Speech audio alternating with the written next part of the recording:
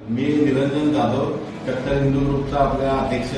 तर हे आपल्याला बोलणं करायचं की जे आपलं हिंदू राष्ट्राच्या दृष्टीने ते चाललंय ती गाडी ती कुठं दुसरीकडे जायला नको असा आमचा विचार आहे. त्यामुळे ह्या पद्धतीने आपण विचार केला पाहिजे. कारण का की ह्या गोष्टीला जोड आहे देशाचा. आपण पहिला बोलूया. देश म्हणजे काय? आर्थिक दृष्ट्या स्ट्रॉंग असला तो देश. आता तुम्हाला प्रश्न असेल की चांगलं काम काय झालं, चांगलं काम काय झालंय म्हणणार तर आपण काय पहिला विचार केला पाहिजे ते कशावर शोधायचं की देशाचं चांगलं काम. लोकांना कसं कळणार की देशात चांगलं काम झाले नाही. त्यासाठी जीडीपी बघितला पाहिजे. जीडीपी म्हणजे ग्रॉस डोमेस्टिक प्रोडक्ट म्हणजे आपल्या देशाची आर्थिक स्थिती कशी आहे. तर 2012-10 साली काय होती, आपण 12व्या नंबरला होतो. आता ह्या वर्षी पहिल्या स्थानी अमेरिका आहे, दुसऱ्या स्थानी चायना आहे, तिसऱ्या स्थानी जापान आहे, जर्मनी 4थ्या आणि 5व्या इंडिया.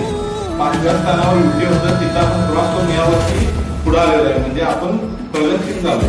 जीडीपीचा अर्थ असा आहे की आपल्या भारतामध्ये जे तयार झालेलं इलेक्शन ज्यामध्ये काय होता, आता हल्ला झाला पुतीन युक्रेन मध्ये बघितलं त्यात भूमिका असत्या ज्येष्ठ नेत्याची. म्हणजे जसं कुटुंब प्रमुख तसं आपला कुटुंब नेतृत्व करत. त्या दृष्टीने काय हल्ला झाला 2 मिनिटं तुम्ही डोळे भेटा की तुम्हाला कोण पाहिजे देतात.